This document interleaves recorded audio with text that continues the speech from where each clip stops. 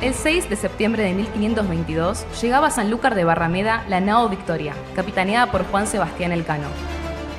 Era la única de las 5 naves que, comandadas por Fernando de Magallanes, partieron del mismo puerto 3 años antes, con el objetivo de encontrar una ruta marítima que conectara el Océano Atlántico con el Pacífico. La expedición suponía la culminación de un proceso de más de 2 siglos de exploraciones europeas más allá de su área de influencia, buscando un camino directo con los mercados de productos exóticos orientales. En este curso les proponemos un viaje a través del tiempo para conocer mejor los precedentes, los protagonistas y los principales hitos de una expedición que marcó un antes y un después en la historia global de la humanidad. A 500 años de la primera globalización, el viaje de Magallanes Elcano en su contexto.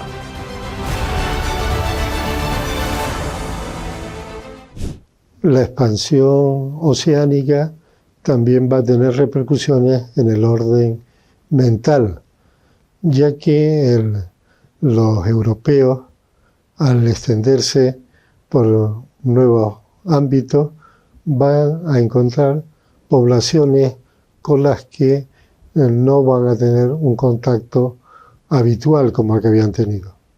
Hasta ahora habían encontrado básicamente poblaciones que eran catalogadas de infieles, supuestamente enemigos, aunque esto no supusiera siempre y directamente el enfrentamiento armado. Esto prueba que tanto Castilla como Portugal mantuvieron poblaciones judías y poblaciones musulmanas en su situación de mudéjar.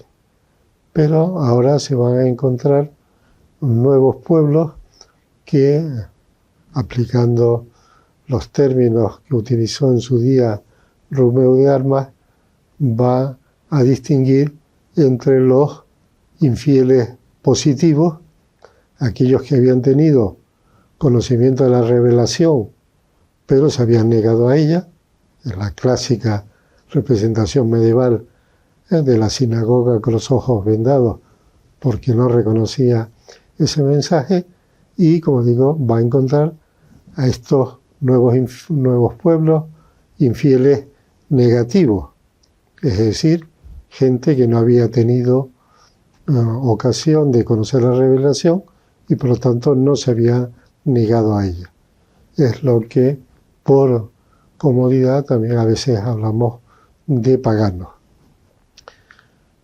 Ante ellos, ¿qué se podía hacer ante estos nuevos pueblos? Había que mantener una posición de confrontación como los anteriores, o se debía admitir que mientras que tanto conociese la revelación y supuestamente la aceptasen, debían tener derecho a una serie de prerrogativas que mantuviesen su orden de vida. Esto se había desarrollado ya en la plena Edad Media, cuando la expansión europea hacia Asia había descubierto que en las fronteras de la ecúmene, del mundo conocido, no existían monstruos y seres deformes, sino que eran otras poblaciones, en algunos casos con un desarrollo notable. Bien, como digo, se abren dos escuelas. Por una parte, la de Tomás de Aquino, Santo Tomás, que afirmaba que estos nuevos infieles, estos nuevos pueblos, estaban obligados únicamente por la ley natural, esa supuesta ley que todo ser humano tiene inscrita en su corazón, y que no estaban obligados a la ley sobrenatural, a la ley divina, y por lo tanto que durante ese periodo debían mantener una serie de derechos de tipo personal y de tipo colectivo al propio gobierno, etc. En cambio, la otra posición, la del cardenal Ostiense, de Ostia, el puerto de Roma, va a mantener que hay una simbiosis entre ley natural y sobrenatural. Y sobre todo que determinados pecados contra esta suponía, diríamos, la pérdida de derechos. La poligamia, los sacrificios humanos, el canibalismo, como digo, van a entrar en este paquete, lo cual tendrá importancia para el futuro porque algunos se apoyarán en esta idea de el canibalismo o de otras prácticas para decir que los caribes son caníbales y por lo tanto deben ser reducidos. Y como digo, esa es la teoría. La teoría, ¿cómo se va a aplicar? Inicialmente se piensa en el imperio mogol, pero diríamos con una perspectiva falsa. Decíamos, los emperadores mogoles, aunque la mayoría son simpatizantes del budismo, son gente abierta y admite la presencia en sus reinos de nestorianos, de musulmanes, de otros. Por esta vía, los occidentales van a crear toda una serie de instalaciones de misión que van a ser reconocidos y apoyados por los khanes. Y esto llegará a plenitud hasta la mitad del siglo XIV, en el que se crea el arzobispado de Pekín. Esto era en buena parte un ideal, pensar que se podía transformar el imperio mogol desde esta perspectiva, pues iba a fracasar. Ese fracaso pues se adelanta con la revolución de la dinastía Ming, que prohíbe los cultos extranjeros y va a periclitar la presencia de los cristianos, tanto de filiación romana como nestorianos u otros.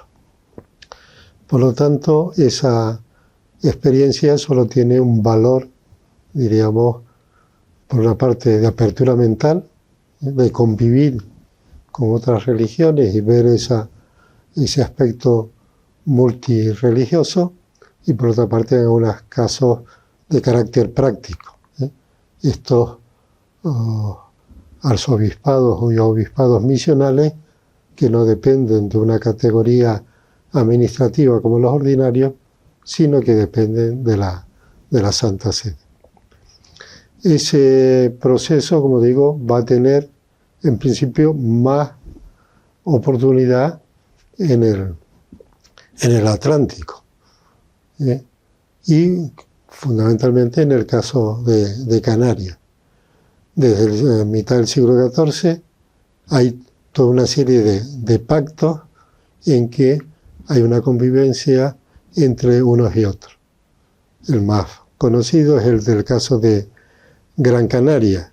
En Gran Canaria, además de mercaderes, además de clérigos, fundamentalmente frailes franciscanos, se van a instalar también eremitas, es decir, laicos que buscan un tipo de vida ascética.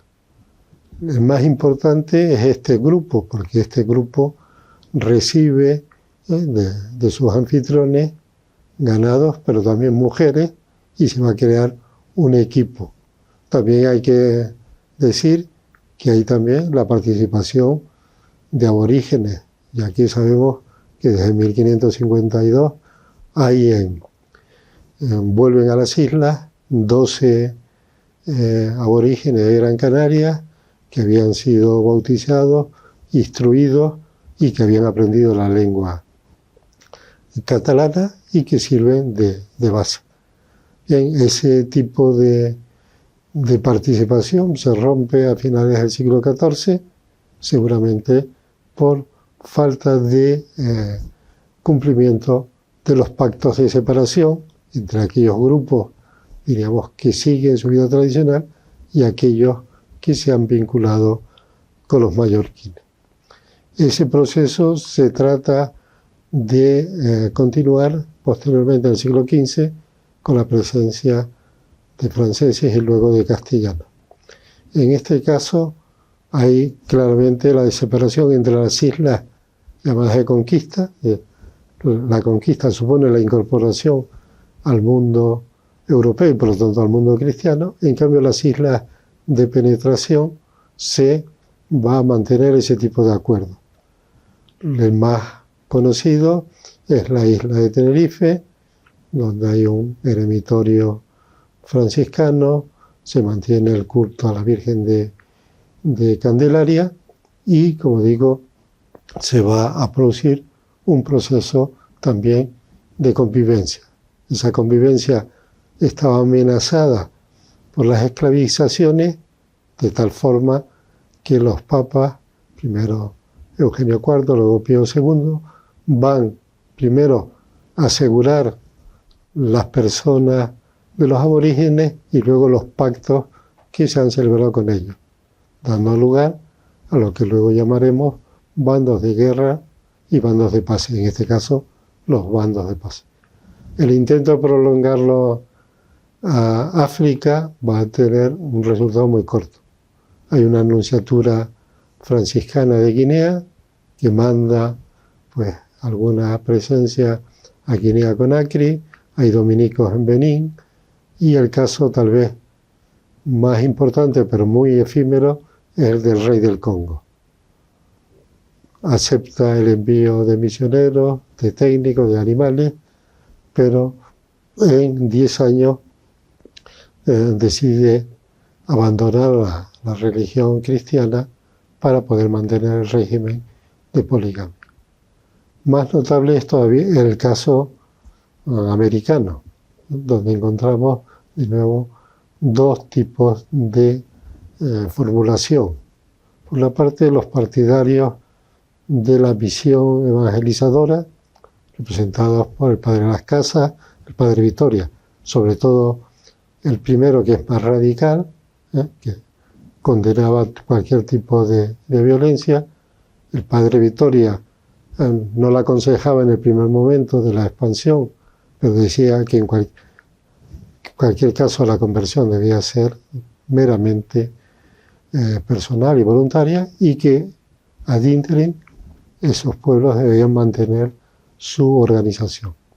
La otra escuela es también, utilizando frase del maestro Romeo de Armas, es la partidaria de la conquista evangelizadora.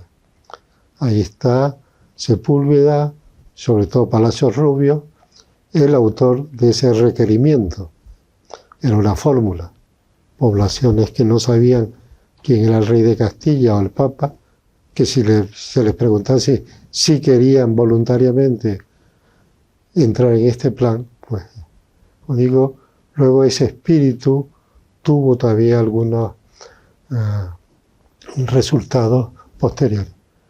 La corona trató de buscar un punto medio, las leyes de Burgos y luego las leyes nuevas, entre los dos grupos. Como digo, en el caso posterior hubo alguna manifestación, sobre todo cultural, de distinguir las grandes culturas americanas y luego asiáticas, incluso admitir algunos de sus usos, como los llamados ritos malabares o las prácticas de China en la liturgia cristiana, pero el racionalismo del siglo XVII acabó con esta pretensión. A 500 años de la primera globalización, el viaje de Magallanes Elcano en su contexto.